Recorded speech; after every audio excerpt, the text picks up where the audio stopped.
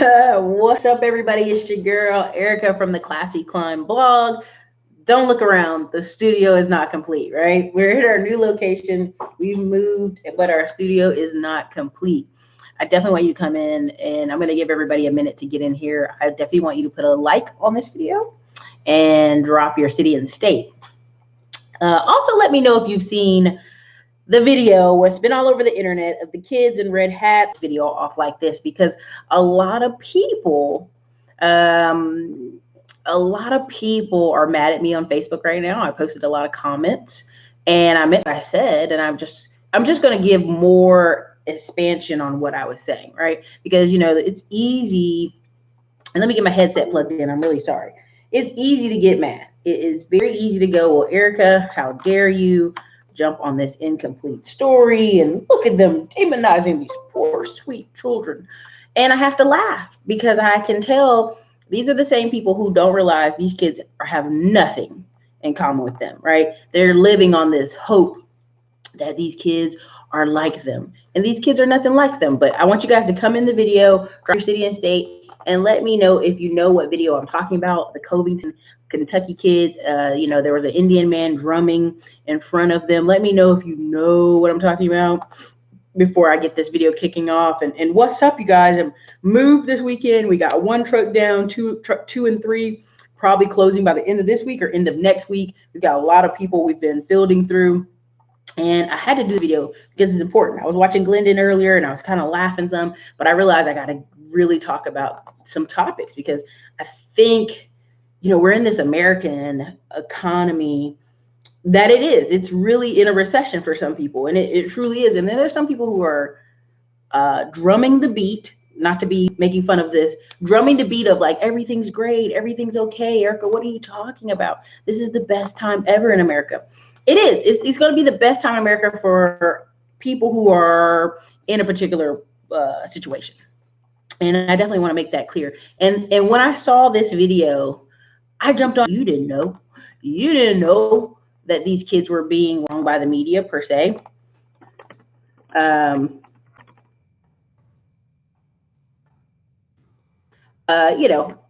didn't know, you didn't know these kids were smirking or being jerks or anything like that. Nobody in the media knew, and they are ruining these kids' lives and stuff like that. And I laugh because here's what I know. Here's what I know. The older I get, the more I've seen that face. I've seen that kid's face a million times. I've seen that kid's face at school. I've seen that kid's face at offices. I've seen that kid's face in workplaces. I've seen that kid's face. And if you know what I'm talking about, if you ever work in the school system or you've worked at wealthy private colleges, or you're like me, you worked in the financial aid office, you know what I'm talking about. You know what I'm talking about. There's this attitude, this very cocky attitude that I have the right to be here. If I want to be here, you can't make me move. Who are you to think you're going to make me move? There's even several memes right now. You can go online. There's several memes of like, I'm going to call a lawyer. My dad's a lawyer. That's who that kid is. Now, I'm willing to take that L. I'm willing to say, hey, I was wrong. But also, as you keep going and looking at videos, there's several kids, one or two, who are being little jerks, who are saying things are horrible, who are saying negative things to women. And you even got white people going, hey, there's a couple kids acting up. And I've got people still going, these kids are heroes. These kids are heroes. And you know what I realized? I was pulling on their heartstrings. I realized what I was doing is they were seeing themselves. They were seeing their nephews. Just like when I see my nephew that's 11, I have a nephew that's 3, just turned 3 years old. I also have a nephew that's going on 24. I have a way older brother. And I realized in that moment, they were seeing their nephew. They were seeing their son, their brother, their cousin. They were seeing that family member. That's what they were seeing. And I was ruining that for them. I was crushing their family member. And here's what I mean. I've been to school with those type of kids my whole life. High IQ. I'm not bragging on myself, but I just am. I'm a high IQ person who's taken a lot of tests. And I've been in private school situations where I've been gifted to get there and still get the attitude of like, well, you're not as good as everybody else here. And damn it, yes, I did. I tested better than all of you here. I know that situation, right? I know that whole face. I know that face. I know that attitude. I know that situation. I'm going to a church right now where we're combating those little attitudes. We're combating those kids because those kids realize they're in the center of Austin. They're at a particular school in the center of Austin, and everybody that goes to this particular school in the center of Austin come from very wealthy families. Their parents probably don't make less than $180,000. If they do, their dad or mom have just somehow got to an apartment complex just to sneak them in. And we have that here in Austin. I know those attitudes. I've seen them, not just on white kids, on Black, Asian, and Hispanic, and also, Indian kids. And the reason why this bothered me so is because this video, these kids are not you. And I'm not trying to on people who are not in the same class, but I have to, because we need a wake-up call in America. These kids are not you. These kids are in Covington at a high school in Louisville, Kentucky. Sorry if you don't know about Kentucky. They're in a slight depression, okay? Kentucky has been losing people left and right, leaving the state. Now, have people been coming to the state? Of course. A couple that I love called Pettyway Estates. They do great. They're in that city flipping houses, revitalizing certain neighborhoods. And I'm proud of them. Hats off to them. But what I do know is that area is in a slight depression, okay? And what doesn't let you do a payment plan? You have to pay your money in advance.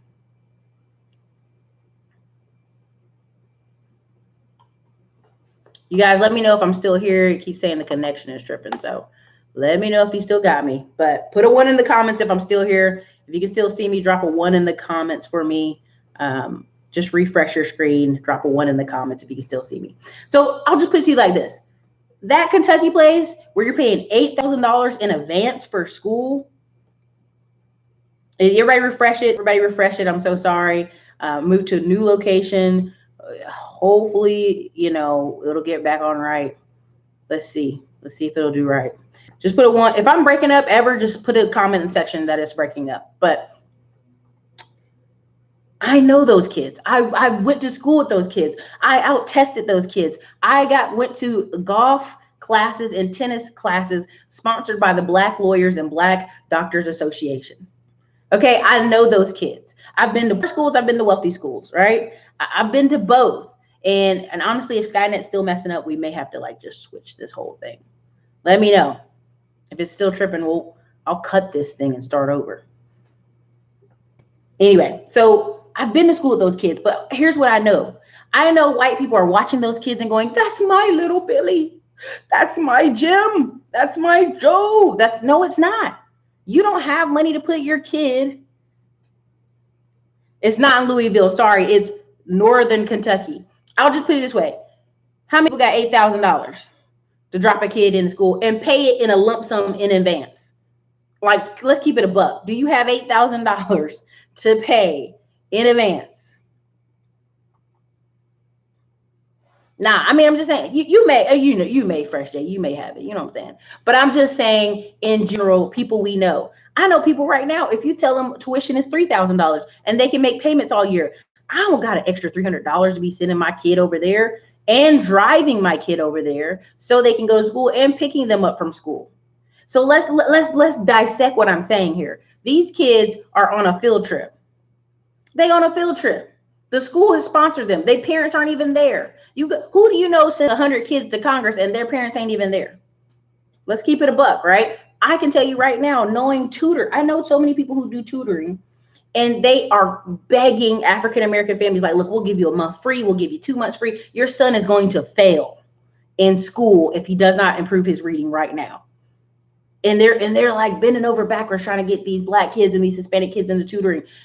And you know what? Every time they're like, well, we just can't afford it. We can't afford $300 or $400. We just can't. We can't afford it.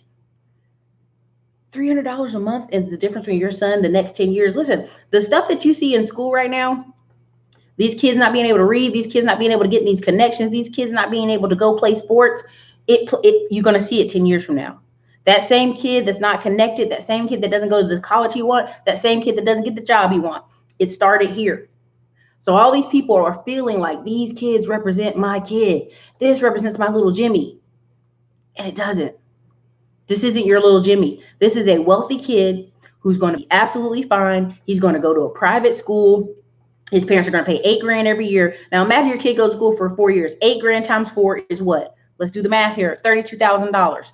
This is before college. Then they're going to go to college at most likely a private school. Let's keep it a buck. Then from private school, they're going to go do an internship and they're going to have a job. So every time people be like, I see my kid there. No, you don't. Because you're not in that same boat. There's a lot of people who are not. You don't know those people. You don't know that family. You don't live in their neighborhoods. Let's keep it a buck. And this is where it starts to get real, right? North Carolina is one of the best schools for homeschooling moms kind of associations and private schools. So I've seen them all. I've seen them small. I've seen them young. I mean, there was one we would call a ghetto private school where it was very low end in this particular neighborhood, but white people didn't want their kids to go to the elementary school across the street. So my sister's paying for this school that's on the lower end, and he's still the only, there's like 5 black kids. The rest are all white. Trust me. Exactly. This is fact. I would love to go to an AK private school. Yeah. They have 603 students. Let's do the math. 603 students times $8,000 is a $5 million a year tuition. That's just on tuition. We're not even talking about sports. We're not even talking about the basketball. We're not even talking about the after school programs. We're not even talking about the extra tutors. We're just talking about the tuition alone. Right? So when people sit here and go, Erica, these kids, the media is vilifying these kids. These kids are not you. You're not even on the same level. Your parents, you guys will never even sit in the same grocery stores or some of the same restaurants as these people's parents. So when I see these people up here on Facebook breaking their neck to be like, defend these kids, defend them. Are you kidding me? There you go. I went to a private school back in New York and the cost was $3,500. That's cheap. That's hella cheap. Just trust, you're going to pay a grip nowadays. And why does this matter? You listen to Grant Cardone, listen to some of these people with these businesses. Their kids are only going to go to the top 3 colleges, Harvard, Yale, and one other place. Why? Because they know that's where those people are. Right? And we've had conversations about this maybe 2 years ago where somebody was like, I went to private school, it wasn't that great. It's not about the private school being that great. It's about the class size and it's about who's in the class. Let's say that again. It's not about the classes being so great because I went to private school and realized I'm one of the smartest kids in here. Didn't need to be here. Only here because I'm bullied at public school with these rough kids. So trust. I just want to get that through. I know I done spent 15 minutes on it almost, but I had to get that point across because I think people are sitting here identifying in the same way you have all these poor white people identifying with Donald Trump. Donald Trump is my president. You have nothing in common with him. You'll never have anything in common with him. You'll never sit in the same room as him. I don't even care if these football players are eating McDonald's in front of him. He didn't want to touch him. He's a germaphobe. He barely likes shaking anybody's hand. So again, this stuff people are acting like, I identify. This is the sickness of America. We identify with millionaires. We identify with people who've already won. And then when you ask what's going on, oh, I don't know about that. I mean, I see it every day. I see men over here calling people fat. You know, these women need to do this and that. Bro, you're 80 pounds overweight. Shut your damn mouth. You can't tell no woman, no man what you're doing. Now, again, Kevin and any other YouTubers will say, well, it's a woman's job to be pretty and a man's job to be effective. Well, let's keep it a buck. If he's 80 pounds overweight and he ain't got a high-paying job, he's not effective. Let's keep it a buck, okay? Let's not lie to ourselves. And the sadness is we see ourselves in winners, but we're not even in their tables. We're not even in their circles. We're not even in the same place, right? Like there's so many truths I'm going to break down tonight before I go to my movie because I'm going to go see Glass and I'm excited. So my problem with this is his voters voted against themselves. Listen, all these people that are on this furlough, these TSA, these Coast Guards, these Army guys, yeah, 2 months ago, they're all hollering about Trump. Now they're real quiet. Yeah, I'm furloughed. I don't got no money. I just, I ain't got no money, Oh, no, you keep that. Like I said about the TSA people, keep that same energy. Keep that same energy you had last month at TSA, checking people's bags and giving people stank attitudes. Keep that same energy and have it this month while you're not getting paid. Now, many people be like, Erica, that's heartless. People are a payment away from homelessness. But this is the point. They're identifying and seeing themselves in Donald Trump and all these people, but they don't have no money. I got people up in here on the internet running up, sending me ugly emails, ugly messages. Listen, L. Johnson, the Democrats have nobody. It don't matter. Trump is going to win for 2020. I'm going to keep it. I'm going to say it right now. I'm going to CPAC. Y'all already know I'm going up there. It don't matter. Trump is going to win for 2020. I'm not really worried about that. You know why I'm not? Because this is like the Wild West. You can go do about anything. Start all the businesses you want. Get all the investors you want. Do whatever you want. And the problem is you got people who, again, when every year, we do this every year. Every year we talk about, are you saving money? Are you investing money? Oh, yeah, man, I got money in my TSAP account. I got money in my insurance. And when you say, well, you got furloughed, just tap your TSAP. I'm going to tell y'all right now, I gave 17 free phone calls. I know y'all don't know this, but I'm share this. This isn't to brag about what I'm doing. I gave 17 free phone calls to people who were furloughed. Like, what can we do to help you get to your next location? And guess what? Almost all of them, 16 of 17, guess what? They had already tapped their TSP account. So they couldn't tap it again because they already have a loan out against themselves. So they have no equity in it to even tap it this time. So again, Glendon made a video about drunk on credit. I'm telling you, I'm talking to actual people this whole week. I'm talking to people on two different ends. I'm talking to business owners who make $180,000 a year, and they're sitting there talking to me like, Erica, what's up? Like, let's invest. Let's go buy stuff. Let's go. The Super Teams video was real. I've been on phone calls all week with two different spectrums, people who have no money and people who have some money. And I'm telling you, people who are making $180,000 a year are like, it's no money. We need 250. We need 300,000. Right? We just do. And again, the no doc real estate loans already back. They're already back. Bank of England, a couple other people, FLA Commercial was doing that. No doc real estate loans. It was based on credit. So, Trump's gonna win. I'm not doing this to agitate y'all or get any fights. I just already know it because it's almost like they're just throwing up any candidate. It's like when Mitt Romney and I forgot his name, ran the second time. It was almost like, we don't even care. You're not gonna win. Obama's gonna win. And when he said the 47% thing, even though he was saying it truthfully, it was like America didn't want to hear that, right? Like, how dare you say 47% of Americans, kind of can't take care of themselves? Because he was telling the truth. When you got 40 million people on food stamps, you got 120 million people looking for a tax refund, and they're not gonna get it right now. This is for real right now. Like, and I was gonna share my screen, and I realized I opened up the wrong tab, so that's why the internet's tripping. But essentially, the top 7 ways. And the last thing I'll say about the student thing. The last thing I'll say about the student thing is Kamala Harris, example 2. Like, she's not black. I mean, she was AKA, but let's keep it a buck. Like her mom and dad are not black for all intents and purposes, if you want to keep it that way. Yes, she grew up in Oakland. It's like that kid that grew up in the neighborhood, but he ain't like nobody in the neighborhood. That's Kamala Harris. And I don't care nothing about like, oh, Kamala Harris. I don't care. If it wasn't for Obama's wife, we wouldn't have voted for Obama. Let's keep it a buck.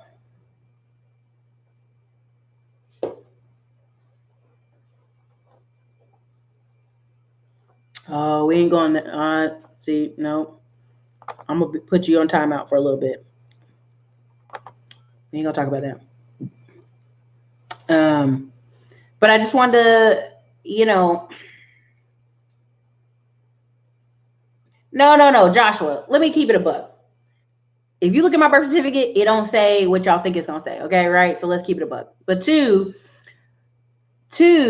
I'm not saying, what I'm saying is she is not, it's like saying the Asian kid that grew up in the neighborhood It's like saying the Asian kid that grew up in the neighborhood is just like everybody else. No, he's not. He's Asian. At the end of the day, he's Asian. At the end of the day, his family's Asian. At the end of the day, like these things are different circles. And this is why I hate even bringing it up on YouTube, because people don't understand. And I'm not knocking you. I'm just saying you don't understand. You don't understand. She left when she was 7 anyway. Yeah. Yeah. You know what I mean? Like, and to some degree, even when people pick spouses, like there was a show, somebody sent me this thing and I went down a rabbit hole and watched a little bit of it today. And it was like Married at First Sight. It was a black dude married to some other black girl, and they didn't get along. And then immediately after he left the show, he got a white girlfriend. Well, he had already told them on the staff, like, I would really like to be married at first sight to a white lady. Could you pick a white lady? And I was laughing because this is where people miss the communication. People tell you who they are. People tell you what they want. And then people act like, let's just ignore that.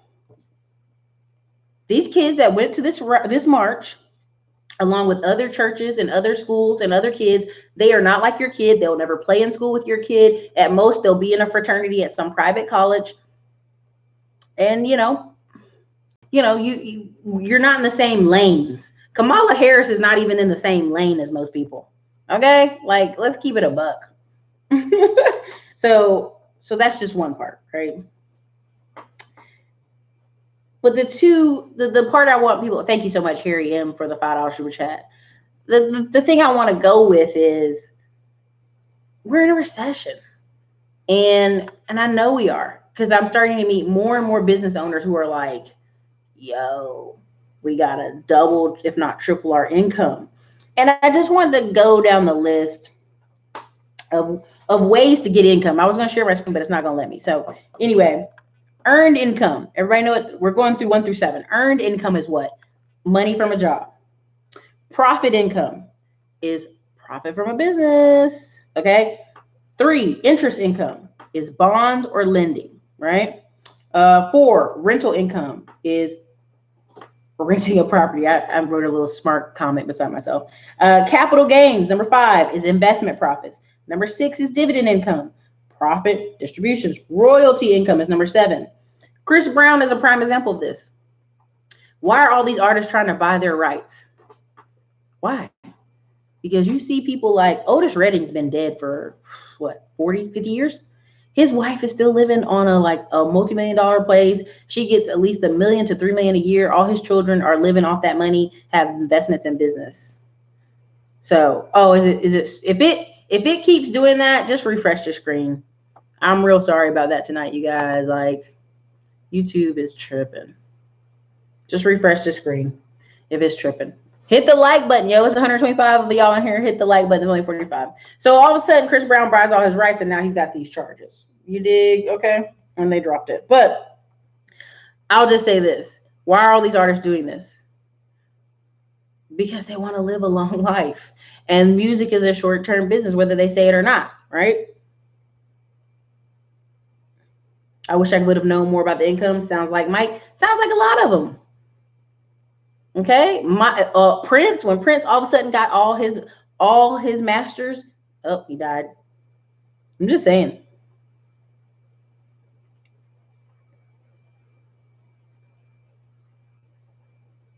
Lilith, I'm gonna have to block you for tonight. You're done. You're done. Come on out of here. Thank you. I appreciate it. Cameron Top 305, $10. Erica's 100% accurate. I attended private schools. Parents had to sign paperwork prior to the school year. I've never seen a prego student or a campus fight. I've never liked that look. Thank you. You know what I'm talking about. If you've been in what I call certain private schools, it's the rubbing of classes, right? It's like some of those private schools, even in Westlake here in Austin, they bring over kids from East Austin who are going to be football players. Now, any other school that would be called recruiting, but somehow at Westlake, it's not recruiting. We're just trying to extend the olive branch to poorer kids, right? Like, it's just weird stuff they do that, if we really wanted to push it, you'd be like, that's recruiting, and you're siphoning kids from other areas, right? So, and there's a difference. There's a difference. That's all. So, again, we've all seen that look. We know that look. We know that when you're at a restaurant, somebody's like, oh my God, like, you better act, you know what I mean? We all know the look. We're not trying to pretend stupid. So when people are like, I want to punch his face, I laugh, but I was like, I know what it is. So anyway, now these are some of the facts. And brace yourself, get ready. Here's some of the facts that I see coming in the next 3 to 4 years. Several people are talking about this right now, and they're right. I love bringing data to you guys, because then it's like, don't argue with me, argue with the data. Men lie, women lie, numbers don't lie. Right? Okay. So again, marriage. Okay. So last recession was 2008, and it was bad. It was bad, but some people recovered, some people didn't. Right? 2009, the very next year, marriage licenses went up 25%. So let's imagine how much cohabitation went up. Right? Let's imagine it probably went through the roof. Okay. And why? Because cost of living, the math, the men lie, women lie, numbers don't lie. You don't make enough. When them credit cards got cut, a lot of people's Capital Ones cut, American Express got cut. People made some drastic changes. Okay. So if marriage went up 25% with the last recession, what you think gonna happen with this recession? And some people ain't even recovered. I don't even know if you guys have been paying attention to me when I talked about Houston and the hurricane. There were people calling the radio station a year later saying, hey, it was my grandpa. I'm trying to think of the ladies. She said her grandma and grandpa, her sister and her kids, and her husband were living all in one house. The flood messed the house up. The grandparents live over there. The sister and her husband live over there. And they still in the house that's got mold in it. House way a year later. So they got, and if you know anything about homes, when you have a flood or a hurricane come, they basically cut the floor where the flood went, where the water went. They cut it with the saw. They pull all that drywall off because it's got mold on it. They pull all that stuffing away, the pink stuff inside the walls. They really kind of gut it to a degree. So if she's telling me that telling the radio station that she living in a house that's half gutted, but it still got mold in it a year later, that shit ain't even safe. That ain't even safe. Yeah, we really need help. We try to get our grandparents back in the house. What? Like, and this is a year later. Right? So Lisa said, when you marry for love, it's usually the first time you marry for love, the second time you marry for business. I'm telling you, people, listen, to this day, I've got a cousin. If they ever watch this, they'll kill me. He married his first wife, and she was a freaking like actual HBCU kind of like model, right? And then they got divorced because they were tripping, and he tried to go back to her. She was with somebody, and she tried to come back to him. He was with somebody, and in the end, he married the second wife. Well, somebody in our family was like, man, you missed that first wife? Oh, no, man, I don't miss her. She's like, she was beautiful. And he was like, oh, so what? He was like, but that's all you needed, right? Like old people will clown you. You know how old people are. They will clown you. And that's the truth. Sometimes people marry people for like random ass reasons. I told y'all, the moving guy that was moving my stuff, he owns this company. And I was like, yeah, I'm going to use you again because you did good work and you're fast. And he literally is 52 years old. And he said his first wife was 26 and he was 7 years older than her. So he's, building his first company, and his company goes under, and she wanted to divorce. So he let her go. So he waits and he builds another company. And now he's 52. He's been married for the last 6 years to a woman who is 13 years younger. She was 32 when he married her. Now she's 39 and he's 52. So not terrible, but like, look at the marriages. Like he says, yeah, if she wants to leave me, we don't got no kids together, she can leave, I'll give her some money and I'll start over and get another wife. And I laugh because I asked him what attracted him to the second wife. He's like, she looked like the first wife. So people will marry people based off their own fucking fantasies, their own ideals. It has nothing to even do with you. You could be an amazing person. You could be awesome. If you don't look like that first ex, they ain't trying to hear that shit, right? And so I tell people, like, people do things for their own reasons, but economically, like when push comes to shove, people make economic decisions, okay? Like people aren't going to marry a bad deal. Now, a lot of people don't believe me, and I wish I could share my Facebook post more on here. But there's a young lady who husband, sorry, I'm checking this message, her husband divorced her, went overseas. She got married to the second dude here. He's single, no kids, owned a business for 10 years. She's got 4 kids. 4 kids. Now, many people say, nah, man, you know, MGTOW, metal spirits, I'd never take a baby mama. She's married to a man who owns a business for 10 years, who has no kids. Like, let's keep it a buck. And she's not the skinniest woman. Let's keep it a buck, right? People make choices for reasons you don't even know, right?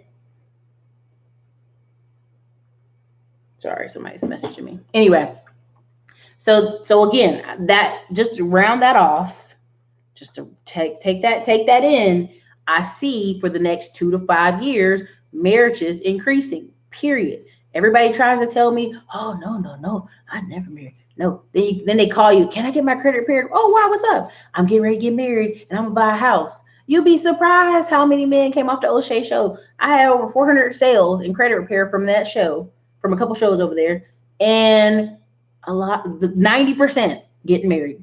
Other 10% living their best damn life, doing whatever they want, which I'm like, congrats to you, right? So don't let these internet, all these people talking big and bad, like that's not what's really happening. Men lie, women lie, numbers don't lie. I cannot wait to the next census because it's gonna show some people with some egg on their face. Period. It's gonna show some people with some egg on their face. All right, so look, 40 million people right now on food stamps. If you know anything about what was going on in the stores, okay, the people up in the store getting those groceries. 120 million people are expecting, it's documented, they're expecting a refund. Not your girl. Your girl had to pay. I had to pay like a way. Oh my God, I was about to cry when I had to write that check. If anybody want to help, just donate to the Erica Fund. Anyway, again, you have 800,000 workers not getting no check. Okay, this is a big deal. This is a big group. Now, the reason you really originally come on the video, if you see the thumbnail, is that kid is a part of Generation Z. Now, let me break down what the generations are. And Gen X always gets ignored. So I'm not going to ignore Gen X. Baby boomers, up. Gen X, 39 to 54, 52. Yeah, Gen X, 39 to 52. All right. Millennials, technically 24 to 37. Okay. Then 23 years old and under are Gen Z. Gen Z are already doing what? They're not going to college in the same numbers. They're like packing out the thanks, Lance. They're packing out the community college. They're right now. Why is a lot of trucking companies, you say, oh, we want a guy driving who's 25 or older. Now they're saying 22 or 23 older. Why? Because that's who's coming out of these community colleges. That's who's going to the trucking classes. These millennials, some of these people, not just millennials, but also Generation Z, they're going straight to where the money. Can you put money in my hand? Right? And a lot of the Gen Z you're getting that's going into the military, they only want to go to cybersecurity. They only want to go, and cybersecurity is going to end you what? In Korea and Germany. Okay, you only want in Spain, in Italy, the one base in Italy, Air Force. So they only are picking particular jobs. They're only particular things, and that's what's happening. So Generation Z are going fresh out of school, and they're trying to skip college. They're going to community college. So who is going to college? I can tell you right now, I know people who are in schools all across the United States, East Coast. They're getting older people coming back for guess what? Take a guess. What's the number one thing you hear from women? Tell me the number one thing. Another thing they go back to school for. Take a guess. I'm going to read over some of y'all comments. Better learn a trade. Nursing. Exactly. Nursing. A lot of guys getting out of military doing trucking or technology. Yeah, nursing. Tech and nursing. That's what everybody's piling into. But I keep telling y'all, the bottleneck in nursing is getting the women to teach, right? So you have all these nurses making $90,000 a year, living the good life. They sick of people, but if they want to come teach nurses to open up the bottleneck that's in our school system, and they get paid around $60K. So how many nurses gonna come down from $90,000 a year to $60,000 a year? Who's gonna be in their family taking a $30,000 pay cut? Who? I don't know. Many people want, you know what I'm gonna do, honey? I'm tired of being a nurse making almost $100,000 a year and getting overtime. I'm gonna go teach. Who? Nursing and LL make 100 to 120,000. Yeah. Oh, I believe it. No, trust me. I have an aunt who's like, she's been in nursing so long. They tried to retire her, gave her $300,000 to retire. She came back, y'all. Exactly. Teachers don't want to teach till they get old. Exactly. All the boomers are getting old. Nursing's about to blow up. I mean, they're already short. They're so short nurses. They're so short nurses. I'm telling you. And look at the woman I bought in the house on one of my old interviews. Nurse buys houses. She was in Tampa, Florida. She was making so much money as a nurse, and she was a single mom that she was buying real estate in Tampa. Okay, when she got to 6 houses, she's like, well, shit, I don't want to be no nurse no more. I can flip a couple houses. I don't have to be a nurse. That's how much money they're making. My mother is a retired nurse, 7 years. They still want her to come back. They'll pay her. I mean, I've seen nurses with like barely any teeth in their mouth sitting at the desk typing. And I'm like, don't you need to go home? What the are you doing here? She works overnight. Eventually she'll take a pay cut to do the day shift for her health. Yeah, she does need it. I mean, working at night is tough on the body. It's very tough on the body. I mean, yeah. I mean, I just know the horror stories from many of my friends who are now getting like master's degrees and like trying to go further up in nursing. I'm like, what are you doing that for? Girl, I'm tired of being in the hospital. Like, well, go teach. I ain't doing that. Churches make what they make by overtime and working double jobs, 60 plus hours a week. Well, son of NOK, sometimes there's been several lawsuits where teachers paid. People blowing this phone up. Teachers weren't getting, nurses weren't getting paid equal. It's in New York. You can look up this article.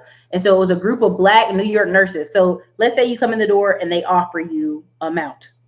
Now, you can go from a range, but if you don't look on Glassdoor, if you don't research how much you should be getting paid, you don't know. So they had about 60 Black nurses suing the hospitals in New York because they didn't get paid. They were getting paid like $30,000 less than everybody else.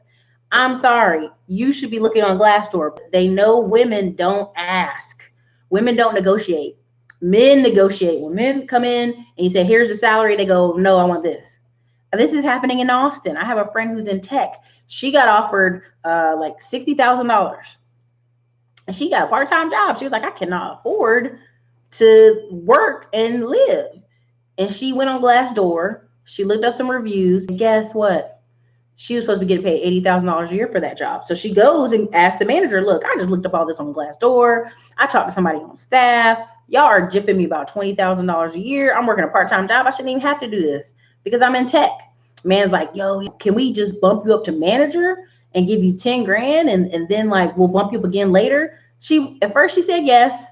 And then she spent every single day for the next 4 months looking for a new job. Got a new job and is making $90,000 a year.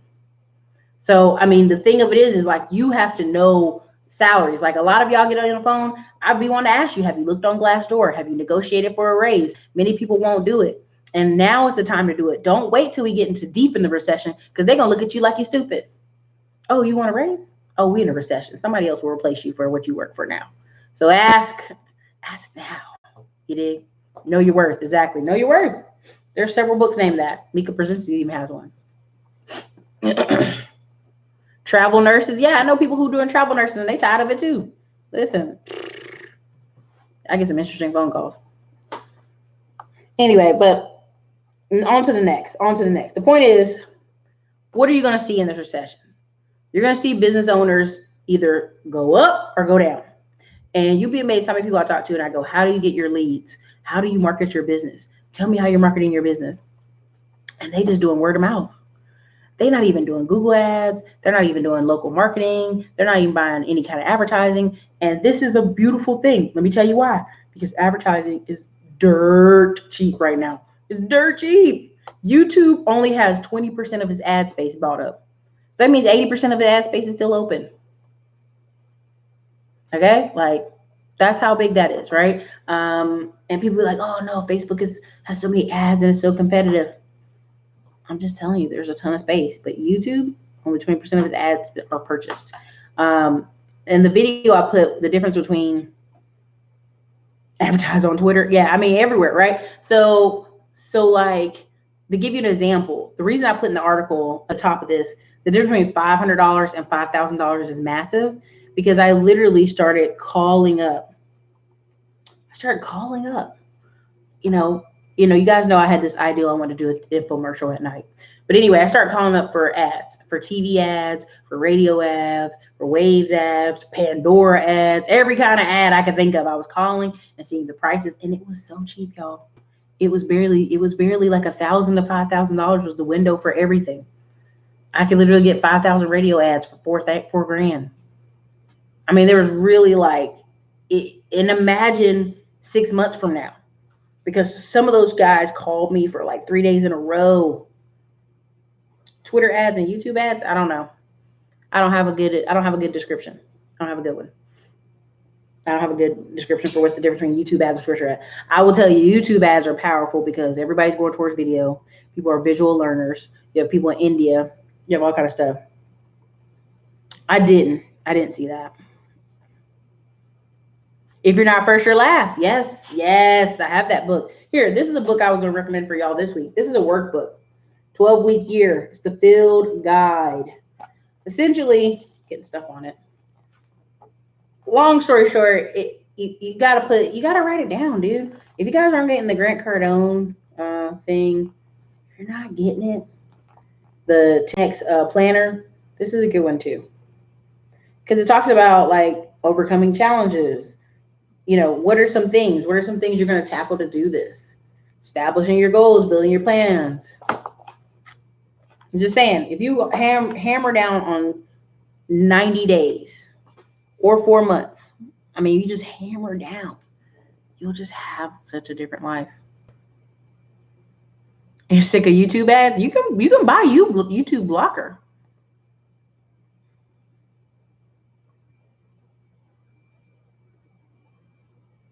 Oh, okay. Let me see. I wasn't trying to be shady on Kevin Samuel's live stream last night, but he was saying a high value man can make $35,000 a year, and who can live on that? Oh shit, I don't know. Let me tell you, you ain't gonna live in Austin. If you have, like, let's keep it a buck. If you have no debt, like your car's used, all your clothes, you don't buy no clothes all year long, you don't eat out, you cook chicken at home, chicken and veggies at home, barely. But you guys got to do the math on taxes, man. You got to imagine if you make 100,000 a year, like these engineers walking around talking about, I make 100,000 a year, Erica. Okay, let's break it down. You take off 28% for taxes. Really, you making about 68, 70 a year. Okay. And then on top of that, you driving a brand new BMW. They love doing that here. Okay, let's do the math for that. You know what I mean? Like you got to do the math. That's a little bit funny math. Anything under 61,000, y'all, you struggling. I'm sorry. I wrote a note here. And because at all times you need 10% of your income sitting off to the side, right? Let me do this math. Now, this is how I know. Now, I made the investment group. I started only at $5,000 to $10,000. I was really only going to call people who had 5 or 10,000. Why? Because that's a different level. When you started putting up $5,000 and $10,000 somewhere, that means you got some other reserves. You in a different stratosphere. But that, like at 10% at all times, right? 10% at all times. If you have $1,000 at any given time, you should have $100 sitting in savings. If you get paid $1,000 a week at any given time, you should have $100. Now I know people are gonna laugh at me, but I'm serious. If you make $1,000 a week, that's $4,000 a month. There's no reason you shouldn't have $100 every week. That's just sitting in your account, just sitting there. Now somebody gonna say, well, Erica, you know, sometimes bills come out, things happen. I'm like, 100. Okay, if you make, and I put 10,000, but let's say 10,000 a month. If you make 10,000 a month, there's no reason why you shouldn't have $1,000 sitting in your account. I don't mean being used. I don't mean being touched. I mean just sitting there, y'all. Just sitting there. I'm not even talking about savings. I'm talking about just sitting in your account untouched. Okay? If you make 50,000 a year, there's no reason why you shouldn't have $5,000 at all times sitting in your account. Now, what I'm saying, I know is not true. Now, here's why I know it's not true. When I go to the bank, let me tell y'all. Let me tell you, okay? Let me tell you what I said. Okay. I went to the bank and I had wired money from one bank to the other bank. End of the day, it was like $70,000 in one bank.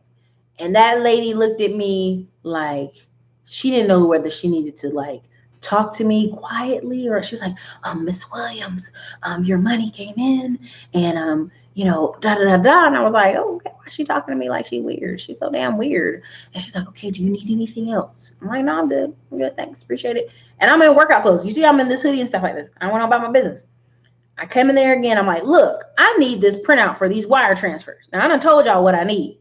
And I don't know why I ain't getting it last time. And she's like, oh, I'm so sorry. Here you go. Here's your printouts. See, right here it says 5,000 and 10,000 and 20,000. This right here says 10,000 too. And the Hispanic, I put this on YouTube, the Hispanic man behind me in line who was not even looking, he was like, I mean, his eyes, like, he was like, who is this? Who is this? And this is on the wealthy side of town. This is on the, I didn't go to my regular bank. I went to the wealthy side of town just to make a point, right? I go over there, and it's the only one that's open on Saturday. That's how the difference is. The poorer bank is on the poorer side of town. It's not open, okay? On the wealthy side of town, they open on Saturday till 2 p.m., okay? Oh, she probably did file SAR on it.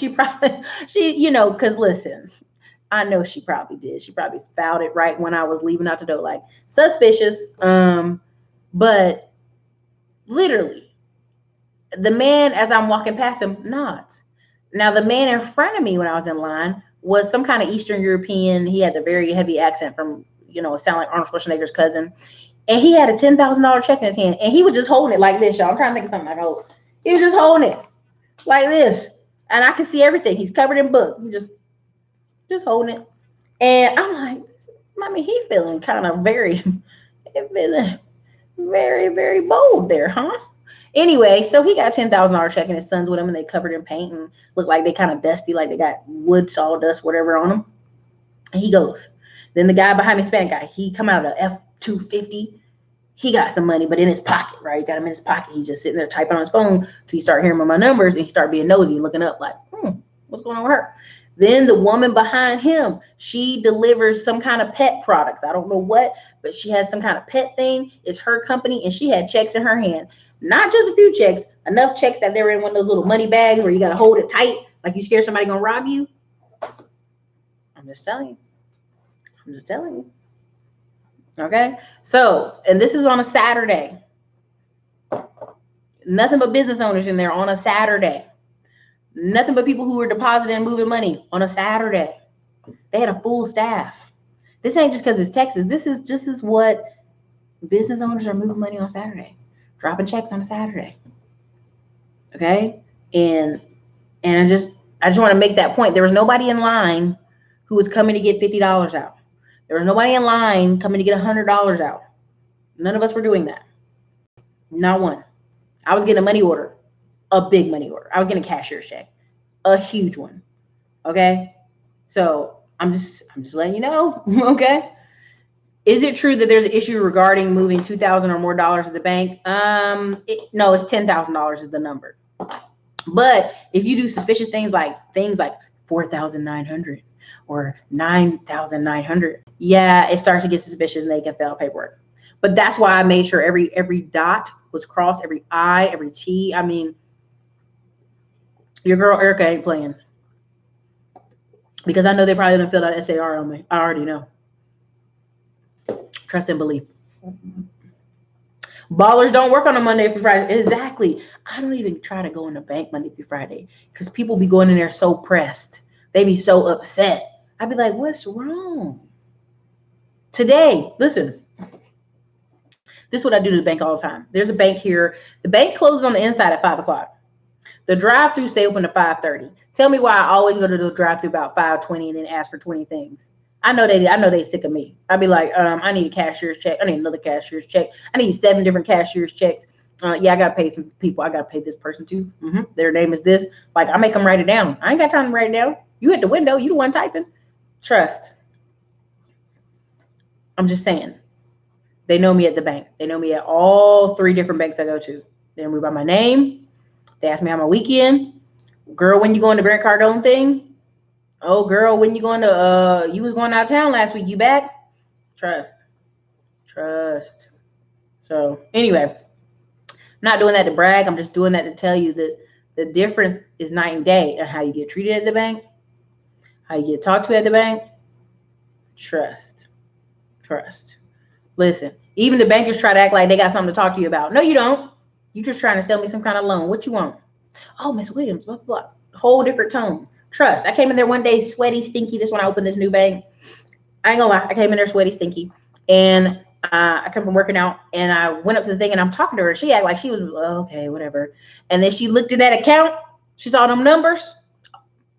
Okay. What, yeah, What, do you need anything else? Do you need anything else?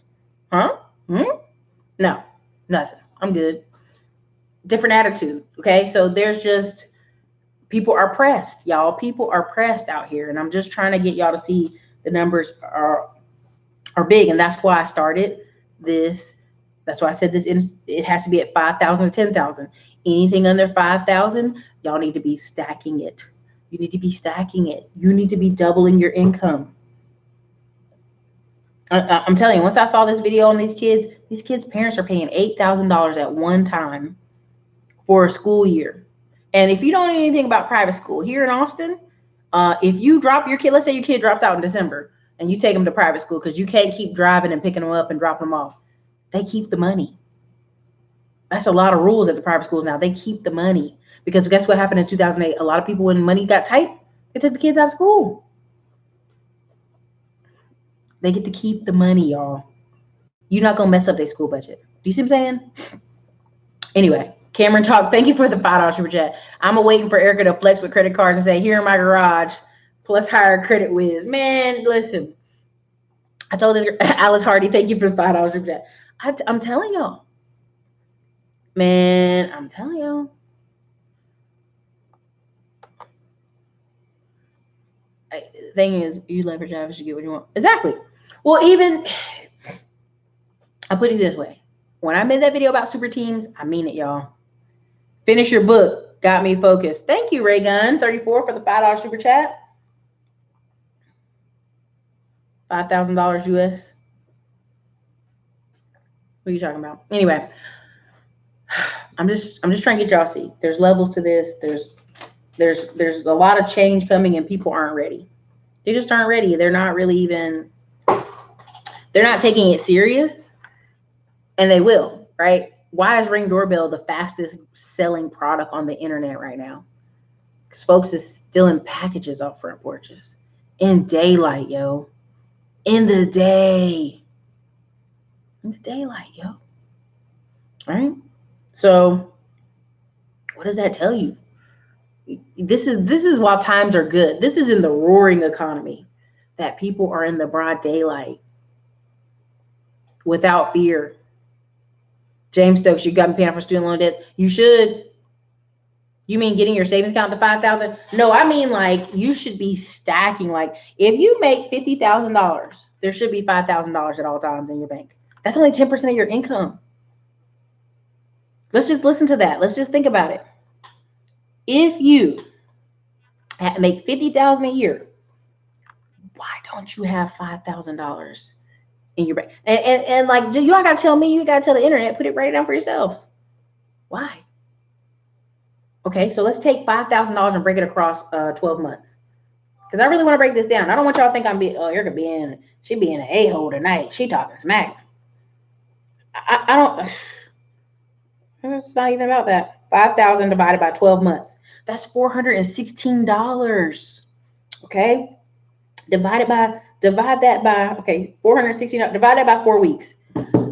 If you make $50,000 a year, and you can't save $104 a week and put it in your bank.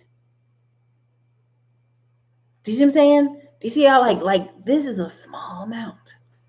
So that's why I was so particular about people investing in the truck. I was like, this needs to be money that you don't need tomorrow. If you need this money tomorrow, like you need it like rapid right now, JG Wentworth, don't do this. Don't do this. Go make more money. Because here's what I'm telling you. Erica, are you going to do a meetup while you're at the 10X conference? I'm definitely going to be at the 10X. What's up, South Central Well? I'll be at the 10X. There's a lot of people saying they're going to meet me. Here's the tentative schedule. And I ain't scared because your girl, Kung Fu Sally. Meet Kevin. And then I'll be at, I have a dinner with certain people. So I ain't going to lie. So But let's just put that. I just want y'all to put that in your head. If you're at Navy Federal, you can make a bank certificate for $5. Most credit unions have these low $2,500 certificates. So let's just keep that a buck. $5,000 is $104 a week. So again, there's a massive difference between $500 and $5,000. A lot of people can scoop up. Now, every survey keeps saying 70% of people can't scoop up $1,000 in an emergency. So what does that tell you? That tells you a lot more people need to be at working, doing what? Working an extra job, doing something on weekends, building something. Where can I get information on my information group? Honestly, Benjamin, I'm full. I ain't gonna lie. I posted a link for people to fill out the survey form. But I think we're on Group B tonight and Group C. So when Group B finishes their answers, then there'll be room in Group C. So, but this is literally, if you're a part of the people who filled out the form, I'm looking at you like you're the next super team, because these are the people who can afford to do it. These people can afford to do it. I've got people right now like, Eric, I'll send you $20K tomorrow. I'm like, no. Pay attention, read the rules, read what we want to do. We don't want to do that. We want to follow the rules, small amounts. But these are the people who are going to be part of the super team because they can invest. They're making the money. They're stacking the money. And this is just, you got to pay attention, y'all. Just so you can tell we're in a recession. I'll give you another example. I'm out here in Pflugerville. Up in Round Rock, there are 2 business parks being built. There's like 3 other business parks that were already out there in this one area I'm talking about. I've seen 7 businesses in that business park to go under. They're renting the space for so cheap. I drove around the corner where I was looking at where these people were building these houses, and there was another business park all in the back. And I was like, I called and I said, well, how much is the rent? Oh, it's $1,200. Well, why half the place empty? People don't even have $1,200, y'all, for their business, to have that space, to have that location. And this is how I know, it's by a neighborhood that's, a lot of these people have offices in their home. But what happens when you have an office in your home? You can only grow so big. You can only grow so big. You can only delegate so much and grow so big. These people can't even afford $1,200 for office space. Because what office space is going to do what? It's going to make you have to figure out how to make more money. Okay. Then if you get an employee, so now you got to factor in $1,200 on office space. You got to factor in $3,000 at least. I'm talking about for a good employee. $3,000 on an employee. Now let's keep it a buck. A lot of people play with credit cards over these past years. So $4,000 a month for the office and the employee and the lights. $4,000 times 12 is what? 48,000. People ain't got that. That's how I know we're in a recession. I know. There's spaces that are going for so cheap. I know. And Zero, I don't mess your name up, 23. Thank you for the $5 super chat. I'm a visual learner. How can I get ready for these changes? I'm about to get a divorce. Oh, man. How may I quickly flip 4K? You can't. You have to go double your money. When people say, how can they flip something? Stop right there. Don't even stop. What do you currently do? Whatever it is you currently do, can you scale that? Like this whole flip money thing, it only works when you're talking $100,000. Like people like, yeah, Eric, I'm gonna flip 10, 20K. Survey said not really. I mean, but for real, I'm being serious. What do you currently do? Can you scale that? If you can't scale that, is there another job or something else you want to do? I'm just keeping it above. Like whatever it is you're currently doing, this goes for everybody. Whatever it is you're currently doing, can you scale it to make more money? If you cannot scale it, what's something else you want to do? You have to have skills on the back burner. Let's just keep it a buck. I went on Udemy and did that Salesforce training and did all those different things, just to have a backup. Just to have a backup. Because you just don't know, right? You want to be ready. A lot of y'all been at jobs and offices chilling. I know a woman right now, she just did her YouTube video. She's been at a job 5 years. She's been doing nothing. She's been good. She's got great performances. They let her go. They let her and 75 people go. She had to jump up and do that Uber. All this time she could have been doing that while she was working her job.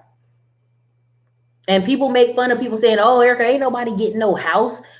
House sales have collapsed essentially across the nation. And people are saying, "Oh, it's because of FHA." Nah, baby, y'all got the builder information and the home sales information 6 months behind. So that means it really collapsed 6 months ago. Let's keep it a buck. And people in Dallas and Plano, and Plano is not right beside Dallas. It's a little bit up. Anybody knows the area, please put it in the comments. They are sitting there. We'll give you $30,000 in credit for a pool. We'll do all this stuff. We'll give you money for furniture. You'll walk away with a $10,000 check to close on this house. Guess what's the price of those houses in Plano? Take a guess what the house prices are in Plano. See if I can pull this article up.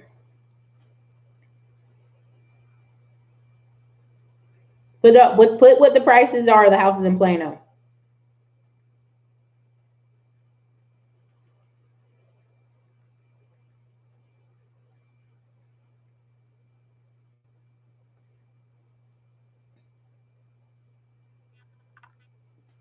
In Frisco, 150. Frisco, Georgetown. I'm in Plano now on Plano Parkway.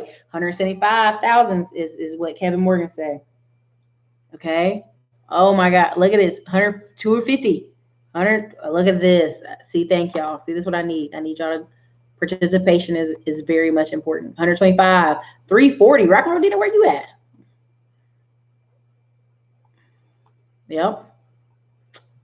Sharon, I see what you're saying about the trading course. I'll try to get it in there. Tells me that their car and home insurance deductible is too high.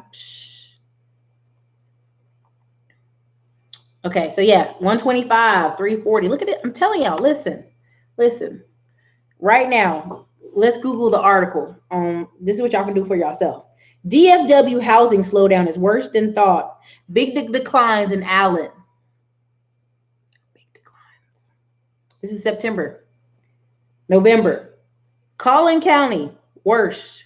Frisco subbuilders are cutting its new home prices to $150,000. These are high-end homes. These have granite countertops.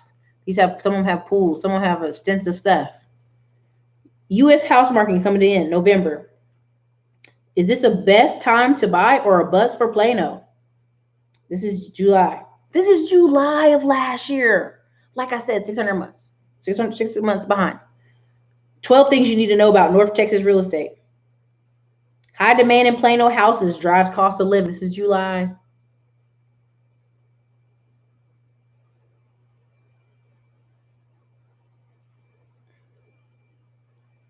$2016. Listen to this. In bigger pockets in 2016. This is 2016, y'all. DFW, is it in a housing bubble? This is 2 years ago. It's technically 3 now. This is December 9th, 2016. Is DFW in a housing bubble? Homes that were selling for $80K 2 years ago are now selling for $150,000. What are your thoughts on Plano versus Denton? What are your thoughts on Frisco? North Texas ranks number 2 in housing market. It's 2019. 2018. How much home can you afford? Now let's do the math. Is anybody in here got calculators or are going to go look on it? If not, I'll do it myself. But essentially, how much money do you need to make a year to afford a $150,000 house? Put it in there, y'all. How much do you need to make a year to afford a $150,000 house?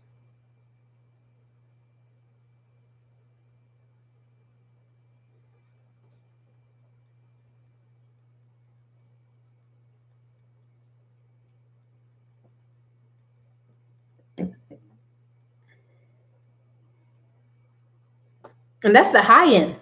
That's the high end house.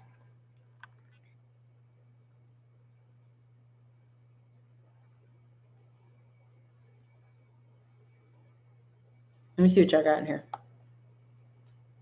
Oh my gosh. Oh, thank you. Thank you, Ezrael23 for the $5 super chat. I drive trucks for the post office and I'm building a music studio. Was hoping to make movie scores and music compositions. Thank you for the super chat. We'll address that in a second. 50K, 40K with no debt. Exactly. Plano median house prices on 333 according to Zillow. Zillow's a damn lie, Eric. Zillow is a liar. 70K, 45K, 75K, 80K, 75K, 52K, Two people's salaries, Lisa, 60K, 72K. Yep. Okay. So let's do the math. Somebody put in here, what's the average mortgage for a $150,000 home? Just put in the comment section. All right. So here you go. This is Dave Ramsey. I'm just giving you the most conservative first. We'll start with the conservative one first. The gross income, monthly take home. If you make 60K a year, you're taking home $3,750. Let's get real. You're taking home $750. So when you buy that car that costs $300 in car payments a month, then you get the insurance that's $200 payments a month, then you have to spend gas and other things for another $200 plus insurance. What's going on? You already at $750, so now your paycheck is really $3,000. Really, you taking home $1,500 each month. Okay, each pay period. Okay, so then let's say average one bedroom is $1,500. Okay, you really only got $1,500 to live on. Okay, so your lights, your cables, your bill, and your student loans, you're done. You ain't got no money. You're done. All right, so your maximum monthly payment should be $937, according to Dave Ramsey. So that means you're not even getting a $150,000 home. You're getting a $125,000 home, if that. All right, so let's say you make $80,000 a year. That means your monthly take home is $5,000. Your maximum monthly payment, this is according to Dave Ramsey, we're being conservative here, is $1,250. Okay. If you make $100,000 a year, your monthly take home after taxes, this is, everybody, let's pay attention, this is after taxes, because I know I'm gonna get a comment after this video renders, is $6,250. So your maximum monthly mortgage payment should be $1,562. Exactly, Eric Frog. Yep, federal plus state taxes taking 40% of your gross. So let's say your gross income is $150,000 a year. Your monthly take home is $9,375. Your maximum monthly payment should be $2,343. You dig? You dig? You know what I'm saying? Did y'all follow that? Oh, and they had more rows. It's funny. Let me see. See what the other rows say. Hold on. And now we can break it all into the 28%, 33%, and all that other stuff. But I like those numbers because they're clean, fast, and simple. Because so many people are trying to finagle. Well, you know, technically I make this. So let's put it back to where, since half of America, 75 million of half of working Americans make $30,500 a year. If you make $30,000 a year,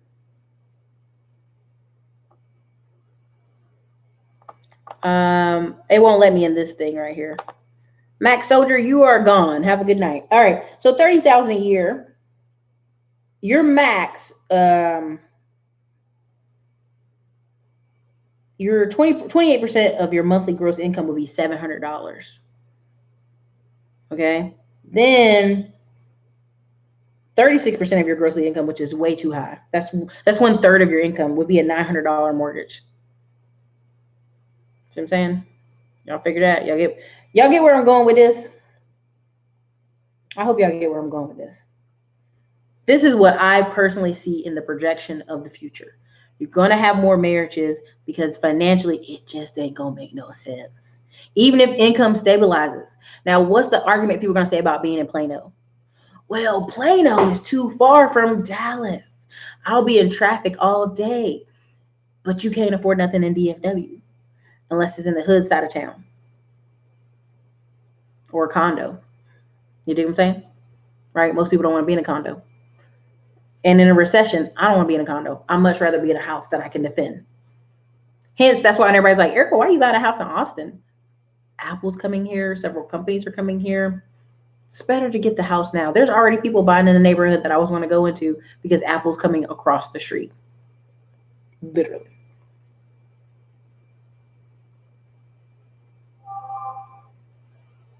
Somebody is texting me right now. It's very funny. Anyway. Let me see. Yep. Mentor Shelley's going to be starting Postmates. Congratulations. What is all these blocking? What's going on up in here? Let me see what y'all doing up in here. Yeah, I'm telling y'all. Listen. Psh.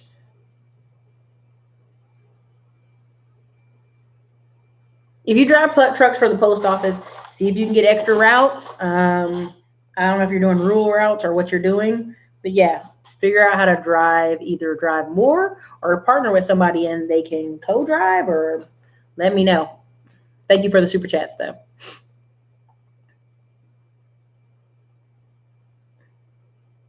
I'm in Florida. Houses ranging from 300,000 to 600,000 easy. Oh, facts. Facts. Trust and belief. Hard to imagine homes so cheap. Exactly, Rock and Rodina. So what does that do? Listen, right now in Texas, out of 7 million kids, half of them are Hispanic. 3.5 million are Hispanic. And the only reason I think we even have white kids still here is that people are coming in droves from California. They're coming in droves from Ohio. They're coming in droves from the East Coast. Yeah, a ton of black people are coming here. Black people, this is the second population, like it's changed. The second highest black population in the whole United States is here in Texas. Number one is the state of New York. I don't know what y'all doing up there, but y'all up there having the best time of your lives. So people, when you are in, like Saul says, well, she said she's in Florida, 300,000, 600,000. You hear you can come to Plano and cut your cost in like nothing. Or you can go to Raleigh and get a $150,000 home, or you can go to Charlotte, or you can go to you can't go to Nashville anymore. You can go to edges of Nashville. Well, you might even have to go past there, but like you got to go like an hour. Yeah. People who work from home or they work remotely are going to do what, y'all? They're going to bounce. They're going to roll bounce. They're going to leave. And so that's why when people sit here and try to fight me on this, I'm like, so many people are going to leave New York and California in the next couple of years and gonna work from home here. I'm telling you right now, I'm in several neighborhoods when I went to go visit this one guy. All his neighbors work from home. 2 of his neighbors do eBay businesses or something like that. Their garage is full of stuff that they're boxing all day. And be having a garage open. They ain't afraid of nobody. Like, I know they got guns, but I'm just saying they ain't afraid. You dig? So, I mean, I'm just trying to get this through to y'all because I think people really, this is the time. If you're going to start a business, you're going to start, like the cost of a website, the cost of Google ads, the cost of marketing is so low. The cost of YouTube ads is so low. So, I mean, again, I just want y'all to have some real numbers to deal with. And just the reason I gave you those numbers, if 75 million people are making 30,000 a year, do you think your kid's going to the $8,000 a year high school with those Covington kids? No, you're not. You're not even close. Skills pay the bills, learning HVAC and photography. That's what's up. Health, wealth, solid steps of wealth. I save 50% of my income every month. I'm trying to get up to that 60 because I'm investing as much as I can in businesses, increasing my skill set. Facts. Like it's a two-edged sword. A lot of times people make more money in the wealth. What do you call it? They have the lifestyle creep. That's the word. Is the technical word. Lifestyle creep. But that's the biggest thing. If you like, if you can control yourself enough on the car and some of the clothes and the shoes, and you really like I know people right now who call me and they say, Erica, do you think I can quit my job? And I'm scared to tell them yes. Why? Because their expenses are so low. I'm like, if you save 10 grand and you can grow your business over the next 90 days, you straight. Their expenses, I taught this home lady, her expenses were like 1,500 and like 800 of it was her mortgage. I was like, girl, your car paid off, everything paid off. Girl, go ahead and do what you want to do. But when you don't have people not saving any money, they can't do that. What else we got in here? What else we got in here? My tax man works from home. Old black man.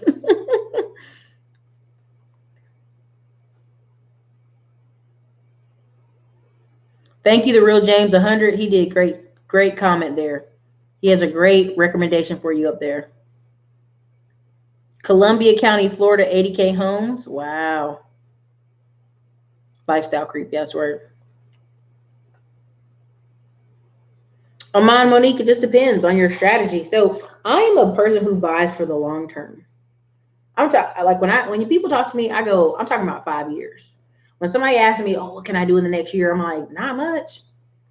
Talk to me about 5 years. So I had to move about 4 years. You know, can you, there's a really great blog from not just Simple Passive Cash Flow, but also his is just cash flow, simple cash flow. He moved from Austin, Texas, down the street right here where I am, and he moved to Indiana because he wanted to buy like 5 rentals. So he still has a house here in Austin renting out for like 2,500 a month. Then he has, and he's down south by downtown. And then he has 5 rentals. He bought 4 $50,000 houses with $10,000 down payment all in 1 year. You know what I'm saying? So what does that mean? He had 40 grand. He got approved for those loans. Now his mortgages, if you go to his page, he actually shows it up there. But he's not doing it to like, I'm going to be rich tomorrow. And that's why I tell y'all the best thing I've ever seen people do, and I can recommend here, is if you buy 1 house a year for 10 years, at the end of 10 years, you're richer than everybody you know. Because what happens? I told y'all the other day, the highest income you're going to make is 37 to 40 for women, or 28 to 30 for women. And then for men, it's technically 35 to 45, but really it's 37 to 40, 49 or something like that. Just move it a little bit. But what happens? People get divorces in those stages. People don't, they wake up, like the number one real estate investor age is what? 35 through 55. Why? Because people all of a sudden go, oh no, I gotta retire. Oh shit, I'm 55. Also, you have people with parents getting older, getting sicker. Then you have people with kids in college. That 35 to 55 is a very crazy time. And listen, I read this book once, and it about scared me. It said, if you're 35 and you are still struggling to pay your bills, you live in check to check, your elderly years are going to be terrifying. And I said, let me read that again. It said, if you're living check to check, you ain't got no money saved up, you don't have good habits, at 35, your elderly years are going to be terrifying. And everything I've read has agreed with that. And no matter where I am, if I read, because by the time you're 35, you built some habits. And the only way that you really like to push out of those habits is going to be a lot of change. Nobody wants change. Nobody. Like you see all these videos on the internet, like 30 days, I lost, this woman, what did she put up? She lost 40 pounds in 30 days. And they're like, what did you do? And she's like, I worked out every day for an hour and 30 minutes. I ate better. I did this, I did that. And everybody in the comment section like, ooh, that's too much. But that's just it. In order to get these drastic changes, you gotta do a lot of drastic shit. And people don't want that. People much rather do something once a year for 10 years, which is buy 1 house a year for the next 10 years. People always gonna need somewhere to live. I keep telling y'all, even when I had Charm City on, Kiera, these people live in Baltimore, they don't plan to go to the country and buy a house out there. They're thinking someday, they in their magic belief, they're gonna be able to move back to Baltimore with more money in their pocket. No. Let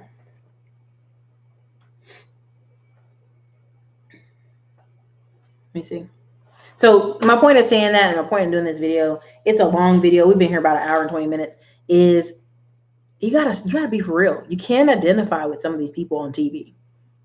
Like, people are identifying with these kids, and I'm laughing because I'm like, you guys aren't even going to eat at the same table if you're on a Carnival cruise together.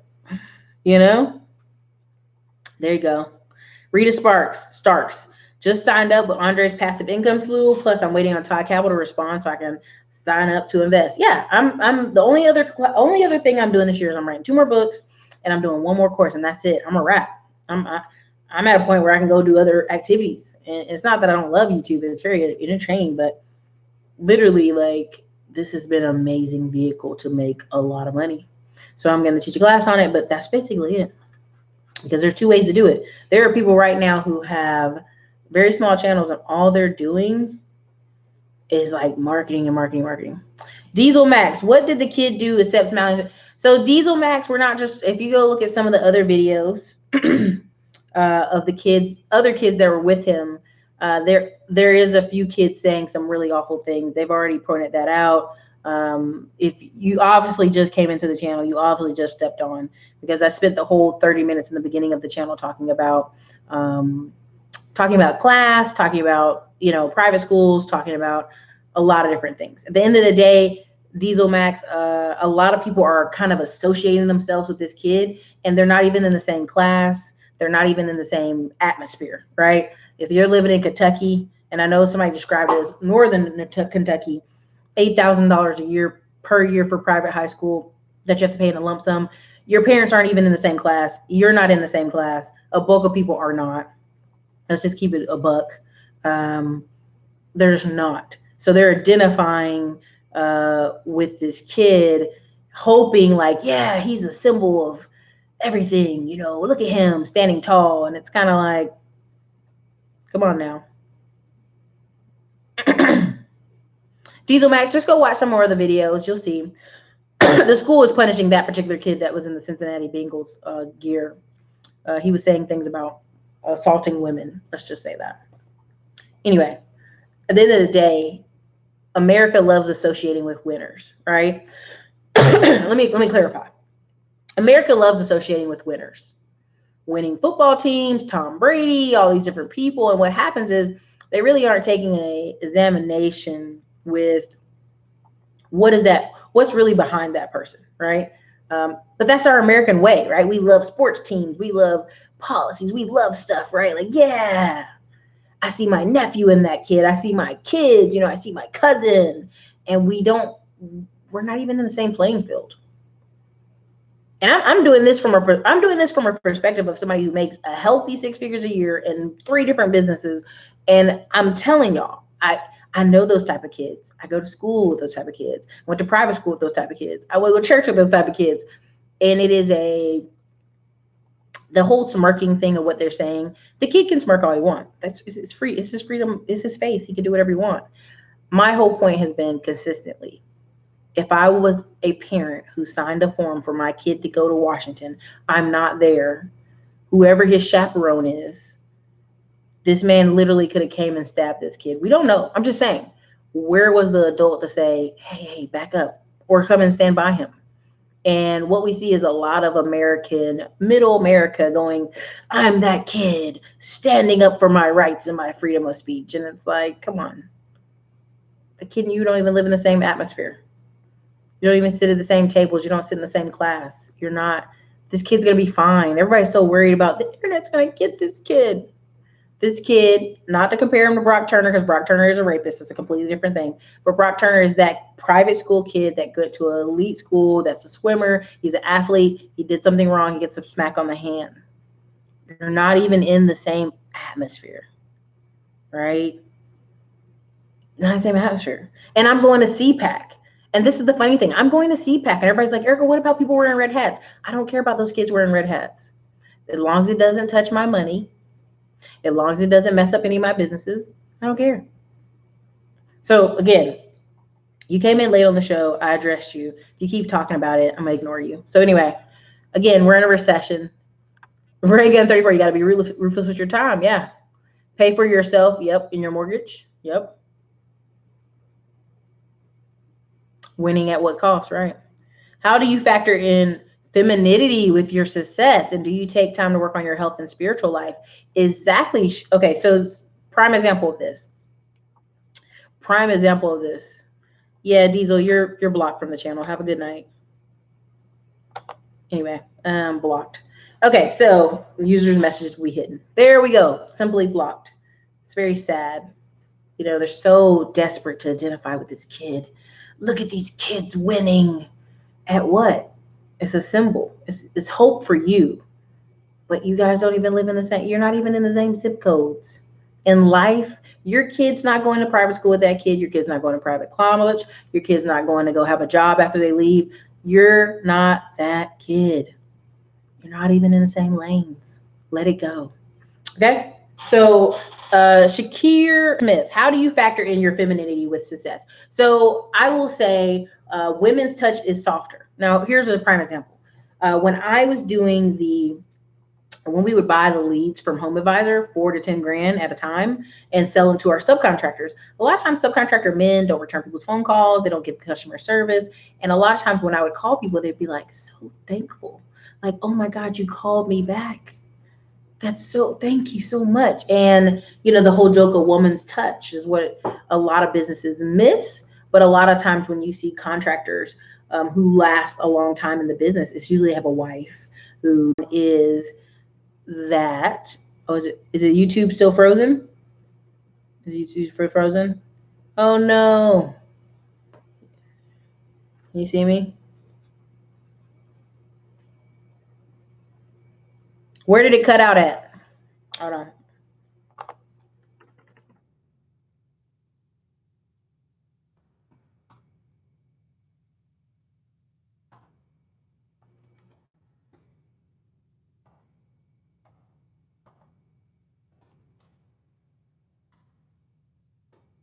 Okay, what's the last thing I said? Someone put in the comments what's the last thing you heard me say, and I'll go ahead and close it out.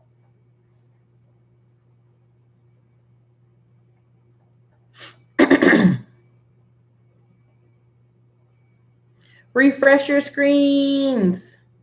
Yeah, we're going to get this straight. I apologize. We're going to get this fixed. Don't worry.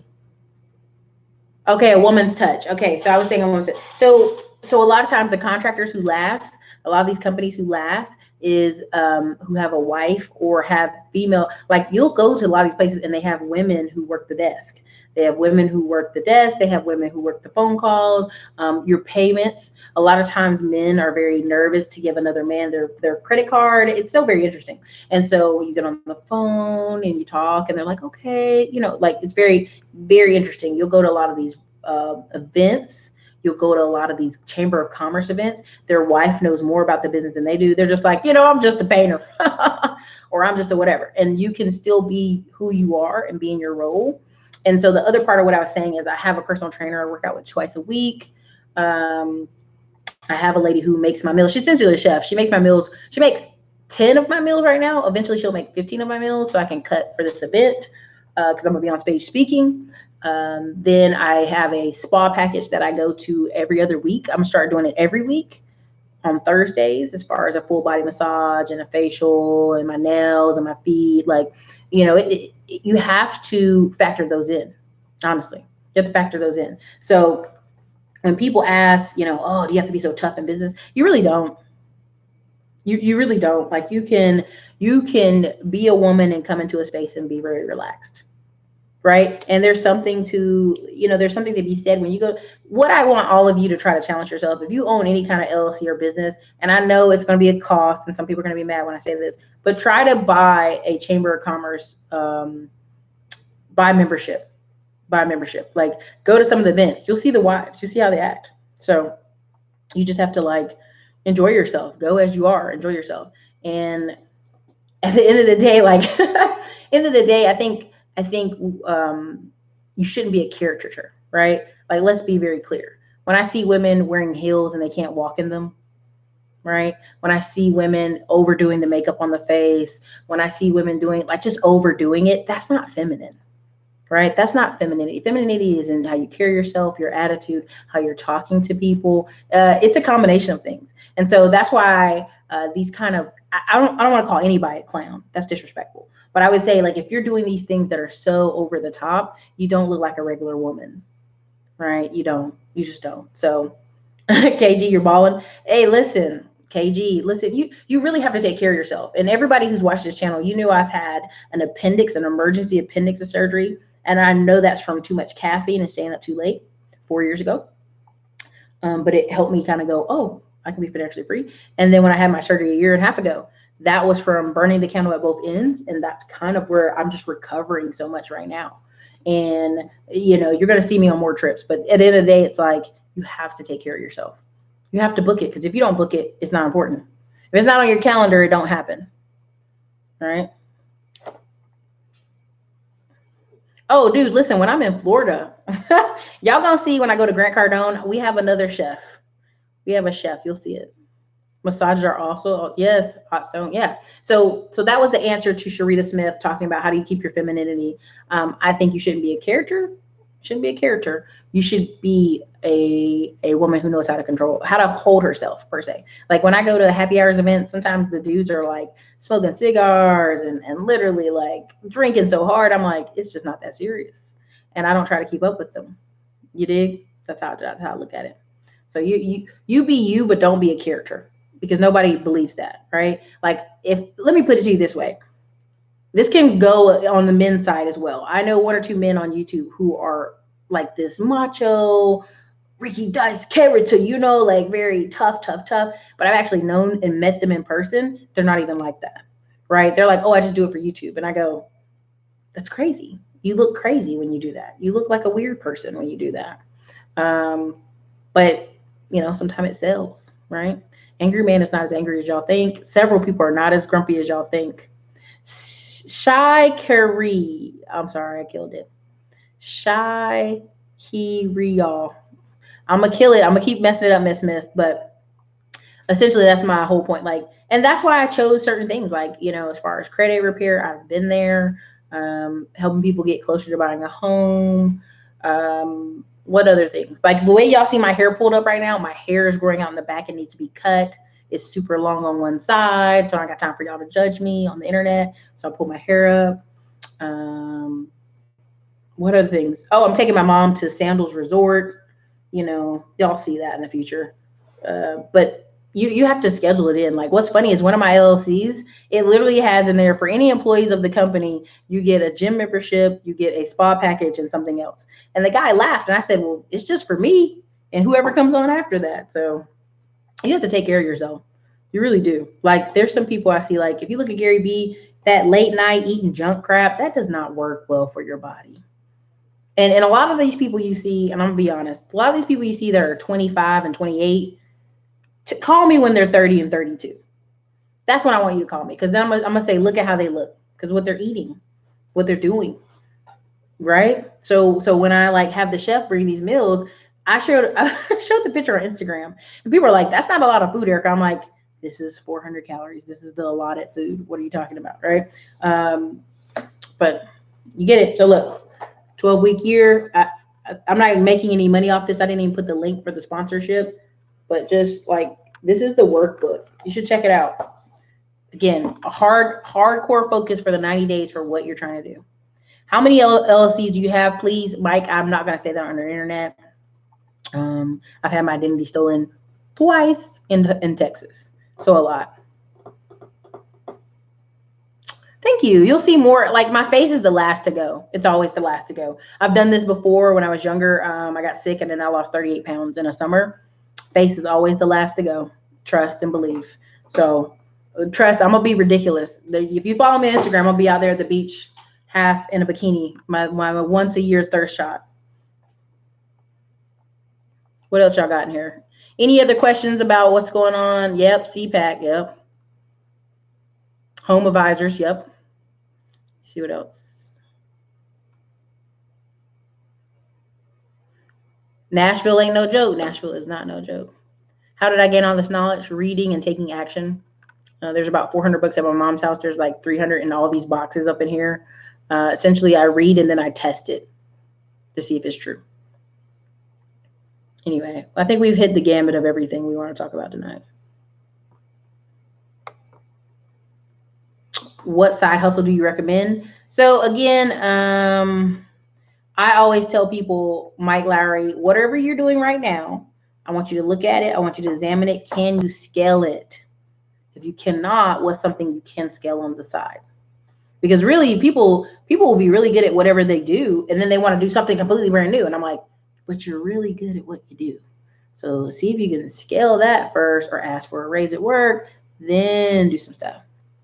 What's the best side hustle to have during the shutdown, though? I would say anything you can find on Upwork, anything you can find on Fiverr that you can do. Go on Craigslist right now. I know this sounds creepy, but go on Craigslist right now. Go look at the gigs. There's always gigs available. Sometimes companies need a day painter. They just short one guy. Sometimes people need help to move over debris. Like there's all kind of stuff you can do. Physical labor wise, but there's also stuff you can do mentally, right? So look up virtual assistant jobs. Like there's a kid right now I'm going to work with, who just named off all these things. I was like, yeah, I can give you that, dude. I can give you that for $3,000 a month. Who cares? You could do all that work for me and save me a lot of headache. You you have to do the math on what it is you can do well. Because I hate just saying Uber, Lyft. Like go on your phone right now and pull up your app store. If you're an Android, pull up what do we call it? Google Play. If you're an Apple, you know what to pull up. And so what you do is you pull up information and you go to apps and you go to delivery first and you see just type in delivery for the search and see what's the most downloaded app in your area. That's going to have a ton of opportunities. So I'm talking about Postmates. I'm talking about what's all the different, there's so many. There's Caviar, there's TaskRabbit, there's so many. We can go on and on all night, but just check through your phone first. It's a good place to start. Made 5. Do you have any resources that can help folks protecting their identity? How do you do that? So at this point now, I have sometimes basically what I tell people, if you're going to start making real money, let's keep it a buck. If you're going to start making 100,000, 150,000 a year, you might have to put a freeze on your credit, right? Or people have to contact you before you apply for things. Don't put all your banks in one bank. Listen to me. Don't put all your businesses at one bank. Please don't do this. And I am warning you, don't do this. I know people are trying to convince you to put all your stuff at one bank and all the money. Guess what? When they lock you out, they lock you out of a lot of stuff. They lock you out of 2-3 accounts. If the guy gets into 2-3 accounts, they lock you out. So I have sometimes, for some of the clients I even have, I tell them, listen, get a business credit card or debit card for that account and go put that card in a closet because you don't even need it anyway. A lot of you don't even need to be touching your business debit card. For what? Right? And then you can do LifeLock and all that other stuff. But for me, I have several different banks. I'll just say that way. I have several different accounts, and some debit cards and credit cards don't never leave the house ever. So, and I don't use them on the internet either. So if something happens, I automatically go, don't use the internet. Somebody got a credit card in Dallas with me and they got a cell phone and Sprint paid me back like I weigh. So don't keep the same bank for personal card. Exactly. There's a reason when I tell y'all go in some of these banks, go straight in there and go, I only want a business account. I don't want no personal. I don't want to mingle. Just give me the business account, business checking, business saving. Give me any of the loans you're going to give me and keep it pushing. I don't even play that. Do you recommend Home Advisor for new and small businesses? GBTV, here's what I tell people. How do you get leads? If you talk word of mouth, if you put out bandit signs, what do you do to get leads? If you don't have any idea how to get leads, you don't know where to go, you got 2 choices. You're going to door knock or pay, right? And this is why a lot of people start new businesses with no money. So if you have no money, that means you're going to have to do time, knocking doors, asking for business. If you come into a business where, let's say you've been a painter for years and you've been working under a company and you feel like, I'm tired of my boss, I'm going to go do my own thing. Or you make fences, whatever. You can hop on Home Advisor, drop $1,000 or $3,000, and you're going to just pick up those phone and talk to some of those people and schedule appointments. Home Advisor even has it now where you can just go, it schedules appointments in the morning for you. You stop by, give a person a bid at their house and keep it rolling. And then if you smart, you go put your signs out in the front yard. This fence done by whoever. This painting job done by whoever. So always good information. Thank you, Engineering Cannabis. Mike Lowry, would you recommend becoming an independent insurance adjuster? Mike Lowry, they make a ton of money. If you really bowdy, they make a ton of money. There's a guy right now y'all can follow. He's going to know I sent y'all. Joel McKinney. Let me see if I pull him up. He don't tell people as much, but that's what he's doing. His name is Joel. Let me see if I find it. Joel McKinney Real Estate. He don't even have to tell you that's what he's doing, but he's in different states all the time. He's traveling all over the place, but he's an insurance adjuster for sure. They make a killing during hurricanes, but they make a killing all year round because why? The ones that are willing to travel, they make bank. The recession is coming, y'all. Y'all be prepared. Good evening. Good night.